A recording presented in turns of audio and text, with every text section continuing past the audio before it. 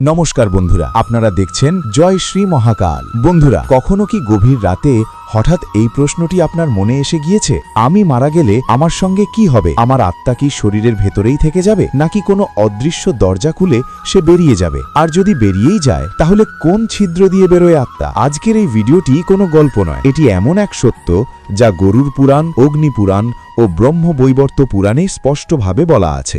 এই ভিডিও দেখার সময় হালকাভাবে নেবেন না, কারণ আজ আপনি নিজের ভবিষ্যতের দর্পণ দেখতে চলেছেন। ভিডিও শুরু করার আগে অনুরোধ, চ্যানেলটি সাবস্ক্রাইব করুন, ভিডিওটি লাইক করুন, কমেন্টে লিখুন জয় শ্রী মহাকাল।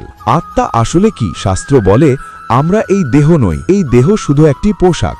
আমরা হলাম আত্মা। এই শরীর তৈরি পঞ্চতত্ত্ব দিয়ে, মাটি, জল, আগুন, বায়ু ও আকাশ। কিন্তু আত্মা অজন্মা, অমর, অবিনাশী। গরুর পুরাণ বলে আত্মা মানুষের হৃদয়ের মধ্যে সূক্ষ্ম আলোর কণার মতো বাস করে। এই আত্মাই চেতনা। এই আত্মা ছাড়া শরীর শুধু মাংসের পুতুল। মৃত্যুর সময় এই আত্মাই শরীর ছেড়ে যায়। মৃত্যুর মুহূর্তে কি ঘটে? যখন মৃত্যুর সময় আসে, শ্বাস ভারী হয়ে যায়, চোখ উল্টে যায়, জিভে ফেনা জমে, শরীর ঠান্ডা হতে থাকে। গরুর পুরাণ বলে মৃত্যুর যন্ত্রণা এমন যেন একসাথে 100টি বিচ্ছু হুল ফুটিয়েছে।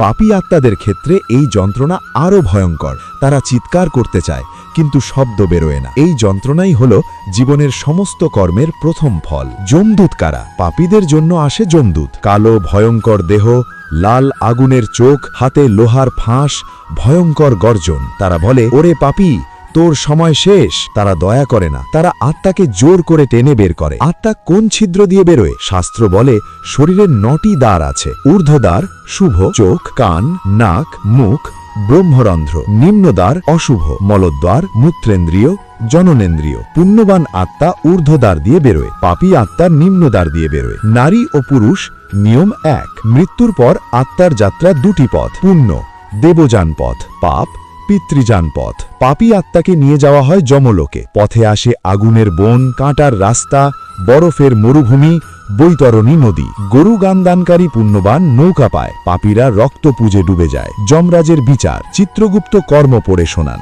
যমরাজ দণ্ড নির্ধারণ করেন। দক্ষিণ দ্বার পাপী, উত্তর বা পূর্ব দ্বার পুণ্যবান। এরপর নরক, স্বর্গ অথবা পুনর্জন্ম। মৃত্যু শেষ নয়, এটি কর্মফলের দরজা। আজ আপনি যেমন জীবনযাপন করছেন, আগামী যাত্রা তেমনই হবে। তাই ভয় নয়, শিক্ষা নিন। জয় শ্রী মহাকাল, জয় শ্রীকৃষ্ণ, রাধে রাধে।